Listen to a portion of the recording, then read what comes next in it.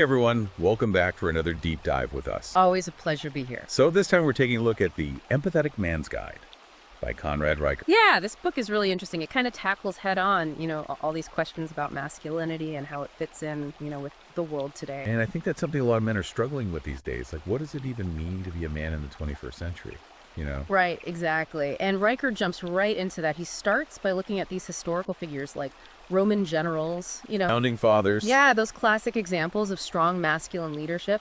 But then he asks this question, is that model still relevant today? Yeah, because it feels like we're almost being told to reject that kind of masculinity now, right? Like it's all about being sensitive and in touch with your feelings. Well, that's where things get interesting because Reicher actually calls the whole concept of toxic masculinity a myth. Myth. Yeah, he sees it as a way to control men, to shame them for expressing their natural instinct. So he's not saying that men shouldn't be empathetic or compassionate. No, not at all. In fact, he argues that true strength comes from acknowledging those emotions, not burying them. So it's not about being one or the other, it's about finding that balance. Exactly. He even uses this term fragile alpha to describe men who are terrified to show any emotion for fear of appearing weak. It's like they're trapped in this performance, always having to appear strong and stoic. Right, and that can lead to all sorts of problems. Reicher tells this story about a guy named John, who everyone saw as this tough, man's man type. Yeah, what about him? Turns out John was struggling with his father's illness and felt completely unable to open up to anyone. Wow, that's heartbreaking. It is, and it highlights how bottling up those emotions can really backfire. And that kind of leads into Reicher's point about the dangers of hyper-individualism. This idea that we're all on our own, just striving for personal success. Right. He believes that this isolation is actually making us less connected and less empathetic. And he would know, right? He actually served in the military. He did. And he uses that experience to illustrate his point. He talks about how in that kind of high-pressure environment, success depends on teamwork and putting the mission above individual needs. It's a powerful analogy for sure. It is. It suggests that we need to rediscover the power of interdependence and community, that sense of belonging to something larger than ourselves. It makes you think about how much our society values individualism and competition, and whether that's actually hurting us in the long run. It's definitely something to consider now. Speaking of connections, Reicher also dives into the age-old challenge of understanding women's emotion. Yeah, that's a topic that's been debated for centuries. It has, and Reicher acknowledges that men and women are wired differently, that their brains process emotions in a more complex way. So he's not just saying men need to try harder or be more sensitive. No, he's actually looking at the science behind it. He talks about hormonal fluctuations, nonverbal cues, and even the fact that women tend to use more words than men when communicating. It's like we're speaking different languages sometimes. Right. But instead of throwing up his hands and saying it's impossible, he offers some really concrete advice. Like what? Well, he points out that communication goes beyond just words. He emphasizes the importance of body language and tone of voice. Oh yeah, I've heard that statistic before. Something like communication is 55% body language, 38% tone of voice, and only 7% words. Exactly. It's a good reminder for all of us to pay attention to those nonverbal cues. So it's not about trying to become a mind reader. It's about being more aware and attuned to the subtle signals people are sending. Precisely. And he also encourages men to ask clarifying questions, to avoid jumping to conclusions and to really make an effort to understand the other person's perspective. Which I think is a valuable skill in any relationship, really, not just romantic ones. Absolutely. It's about building those bridges of understanding.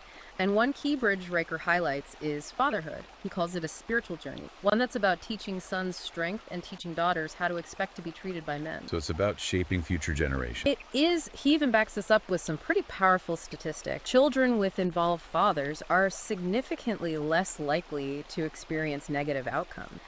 Things like teen pregnancy or even incarceration. That's pretty significant. It is. It makes you think about the ripple effects of involved fatherhood. It's not just about being a dad. It's about shaping the kind of men and women our children will become. Riker actually gets personal here. He shares how becoming a father deepened his own understanding of empathy and spirituality. It's a powerful testament to the transformative power of fatherhood. This also ties back to his critique of what he calls cultural Marxism and the ways it's impacting our understanding of gender roles and family. Yeah, that's a pretty controversial topic. It is. He seems particularly concerned with how these ideologies are affecting the institutions that used to be pillars of our society. Things like education, media, even government. So he's talking about a pretty big shift in our culture. He goes back to the Frankfurt School and mentions thinkers like Nietzsche and Foucault who really question traditional morality and the foundations of Western civilization. And these ideas have really taken root, haven't they? They have. He even uses that phrase, long march through the institutions, to describe how these ideas have permeated academia, media, even government. So he's saying these ideologies are actively working to undermine our traditional values. He sees it as a kind of war on traditional masculinity, portraying it as toxic and oppressive. So what's the solution? Well, he calls for men to reclaim their spiritual foundations, to build strong communities, and to support one another through what he calls spiritual warfare. So it's about fighting back against these ideas. In a way, yes, but it's also about building something better, something stronger. He emphasizes that men need other men in their lives, not just for friendship, but for accountability and growth. He actually delves into some fascinating historical examples of brotherhood, like the Knights Templar and the Freemasons. Right? These weren't just social clubs, they were organizations with shared missions and values. He even points to the psychological benefits of these kinds of bonds. Things like reduced stress and increased empathy. It makes you think about how much we've lost in terms of those traditional male bonds with the rise of individualism. It's like we've become more isolated from each other. That's a really good point. Riker seems to be calling for a revival of those bonds, a return to those communities where men could rely on each other, challenge each other, and ultimately become better versions of themselves. And it's not just about personal growth either. He argues that those strong male bonds are essential for building strong families, strong communities, and ultimately a stronger world. It's that ripple effect again, starting with the individual and extending outward. So it's about more than just men getting together. It's about creating a better future for everyone. Exactly, and that's where Riker brings in the power of reason. He believes that men need to use their reasoning skills not just to understand the world, but to understand themselves. So he's talking about logic and critical thinking. Yes, but it's more than that. He sees reason as a tool for challenging societal norms, managing emotions, and ultimately achieving personal enlightenment. But he's not advocating for a purely cold, logical approach, right? Oh, not at all. He emphasizes that reason needs to be balanced with empathy. It's about using logic to understand other perspectives, not to dismiss them. It's about finding that sweet spot between head and heart. Exactly. And this actually connects back to his ideas about understanding women. It's not about thinking exactly like them, but using reason to bridge the gap and gain a deeper understanding of their experience. So it's about using our minds to connect with our hearts and with others. Precisely. And ultimately, that leads to the core of Riker's message. The journey of self-discovery. He describes it as a process of peeling back the layers, confronting weaknesses, and ultimately becoming the best versions of ourselves. That's a powerful message for sure. It is, and it's a journey that requires honesty, courage, and a willingness to challenge ourselves. And that's something we can all strive for. Absolutely. It's about recognizing that we all have the potential for growth and transformation no matter where we are in life. I think that's a great place to leave it for now. We've covered a lot of ground in this first part of our deep dive into the empathetic man's guide. We have, and there's so much more to explore in the coming sections. Stay with us as we delve deeper into Riker's insights and discover how they can be applied to our lives and relationships. We'll be right back after a short break. So we've been talking about this idea of reclaiming true masculinity, and I think one of the things that Riker really hits on is this tension between strength and sensitivity. Yeah, it's like we're told to be both assertive and emotionally available, which can feel kind of contradictory. Exactly. He calls it a double bind, and it's something a lot of men struggle with, He uses that example of Robin Williams, right? He does, and it's such a poignant example because here's this guy who was incredibly successful, so full of life and vulnerability on stage, but clearly battling some serious inner demons. Yeah, it really highlights the complexity of being a man in today's world. Like how do you reconcile those seemingly opposite traits? Right, and Riker's point is that suppressing those natural masculine instincts can actually lead to some pretty destructive consequences. Like what kind of consequence? He talks about recklessness, Yeah. Unhealthy relationships, even self-destructive behaviors as potential outcomes. So it's not about denying those instincts, it's about finding healthy ways to express them. Exactly, and he gives some practical advice too. He talks about setting boundaries, learning to say no, and even being assertive when necessary. Yeah, that's something I think a lot of guys weren't taught growing up. It was almost like being assertive was seen as a bad thing. Right, it's like we were told to be nice guys all the time, which isn't always the best approach. Riker's saying that embracing those traditionally masculine traits within healthy boundaries, of course, is actually key to finding fulfillment. Absolutely. He challenges this idea that suppressing masculinity leads to a happier life. So he's saying it's actually the opposite. He argues that when men deny those aspects of themselves, they end up feeling less fulfilled, not more. That's an interesting perspective for sure. Something else that Riker emphasizes is the importance of brotherhood. He believes that men need other men in their lives, not just for friendship, but for support, growth, even It accountability. brings up those historical examples again, right? The Knights Templar, the Freemasons. He does, and it's a good point because those weren't just guys hanging out. They were structured brotherhoods with shared missions and values. And he talks about the psychological benefits of that kind of male bonding, right? He does things like reduce stress, increased empathy even. It makes you wonder if we've lost something in modern society with the decline of those traditional male spaces, All the emphasis on individualism and competition, it's like we've become more isolated from each other. Yeah, it's almost like we're afraid to be vulnerable with other men. And I think that's part of what Riker's calling for: a revival of those bonds, a return to those communities where men can be themselves, rely on each other, challenge each other. And ultimately become better versions of themselves. Exactly. And it's not just about personal growth either. He argues that those strong male bonds are essential for building strong families, strong communities, A stronger world. Exactly. It starts with the individual and then it ripples outward. So it's about more than just men getting together. It's about creating a better future for everyone. That's a great way to put it. And, this also ties into his discussion about understanding women's emotions, which can be a tricky area for a lot of men. Oh yeah, sometimes it feels like we're speaking different languages. I know what you mean.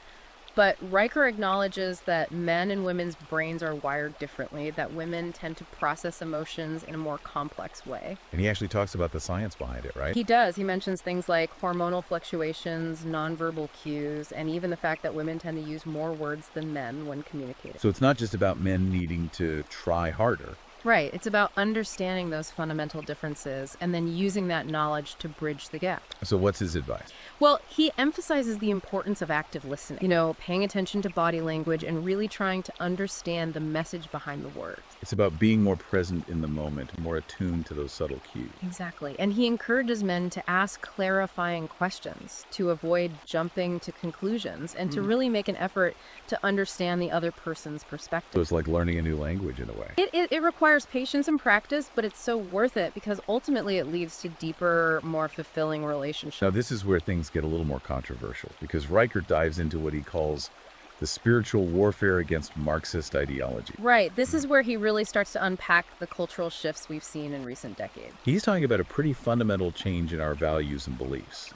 He is, and he argues that these ideologies have had a profound impact on our views of gender, family, and even spirituality. He goes back to the Frankfurt School again. He does, and he mentions those key thinkers like Nietzsche and Foucault who really challenged traditional morality and the foundations of Western civilization. And he's saying that those ideas have infiltrated our institutions. Exactly. He uses that phrase, long march through the institutions, to describe how these ideologies have spread through academia, the media, even government. So he's not just talking about some fringe movement. No, he's saying that these ideas have become mainstream and that they're having a real impact on our culture. And he sees this as a direct attack on traditional masculinity. He does. He argues that these ideologies portray masculinity as toxic and oppressive, and that they're actively working to undermine traditional gender roles. So what's his solution? Well, he calls for men to be aware of these influences and to actively resist them. He believes that we need to reclaim our spiritual foundations and rebuild those traditional institutions that have been eroded.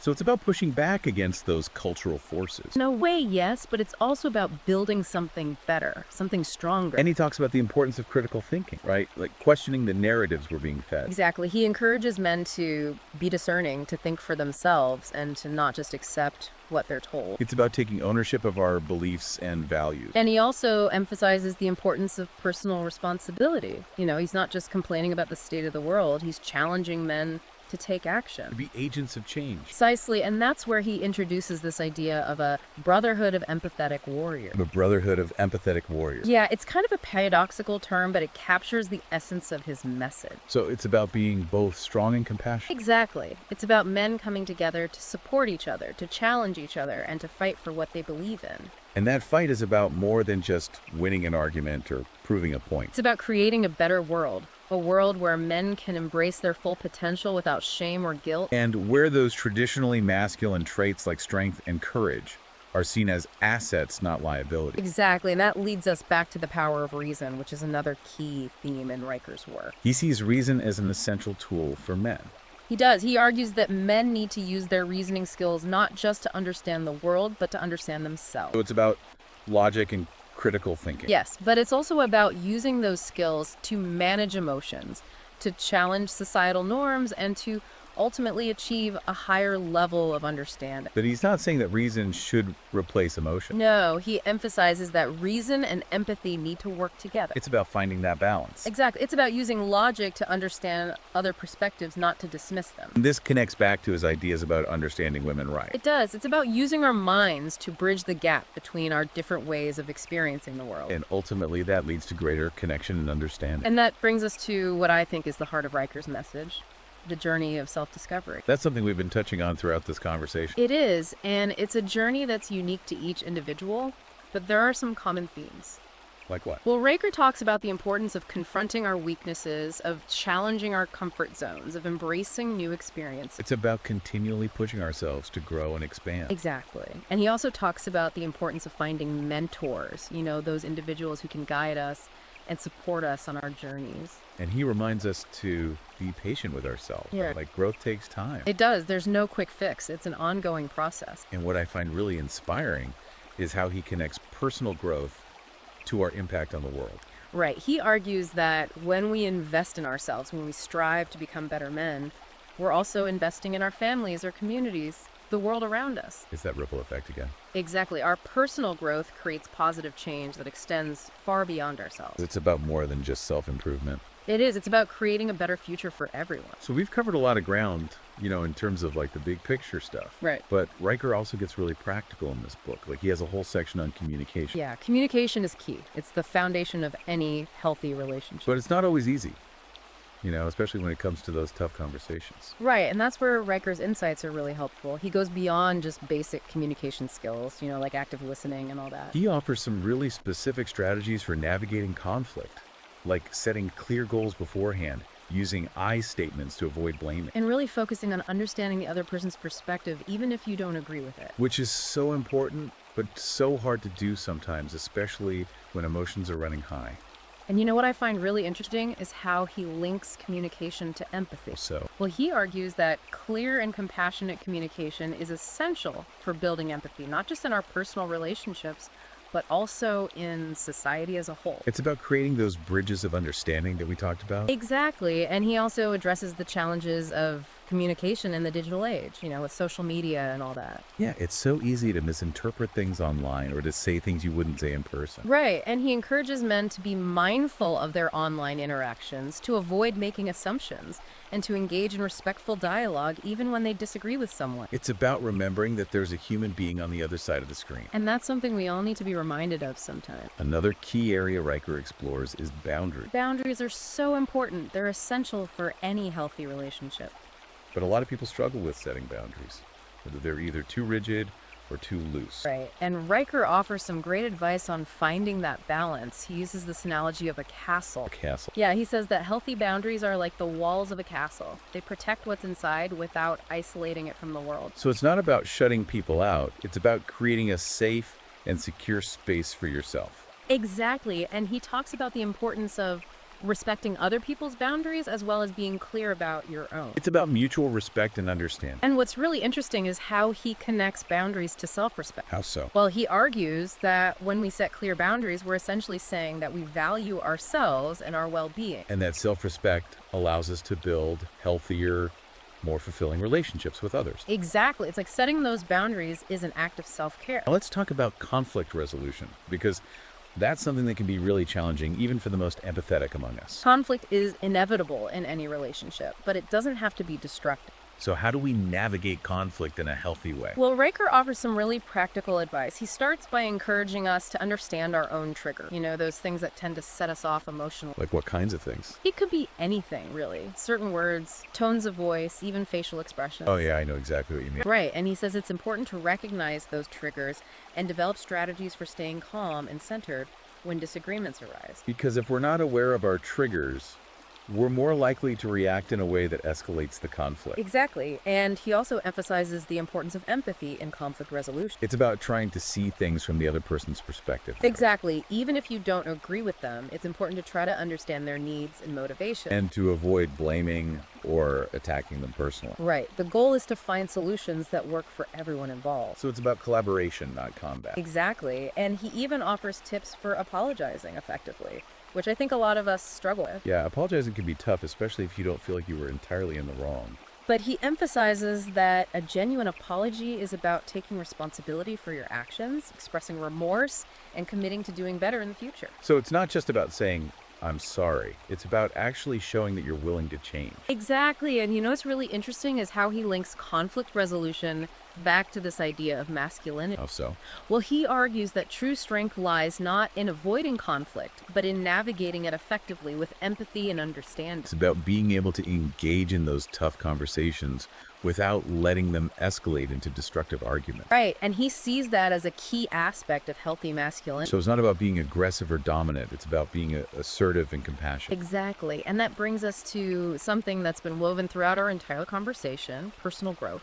That's something Riker comes back to again and again. He sees it as a lifelong journey of learning, evolving, and becoming the best versions of ourselves. And he offers a lot of practical advice on how to do that. He does. He talks about setting goals, challenging our comfort zones, embracing new experiences. It's about continually pushing ourselves to grow and expand. Exactly.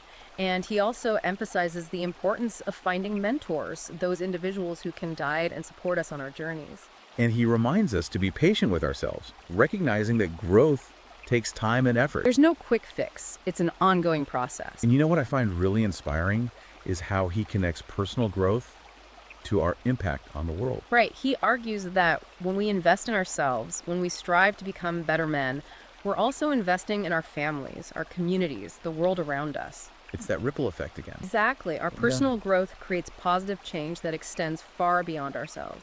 So as we wrap up this deep dive into the Empathetic Man's Guide, I want to thank you for joining us on this journey. It's been a pleasure exploring these ideas with you. And if you're interested in learning more about Riker's work, you can find his book, The Empathetic Man's Guide, on Amazon Kindle and Google Play Books. It's a valuable resource for anyone who wants to understand masculinity in a new light. And to create a more empathetic and fulfilling life for themselves and for the world around them. Thanks for listening, everyone.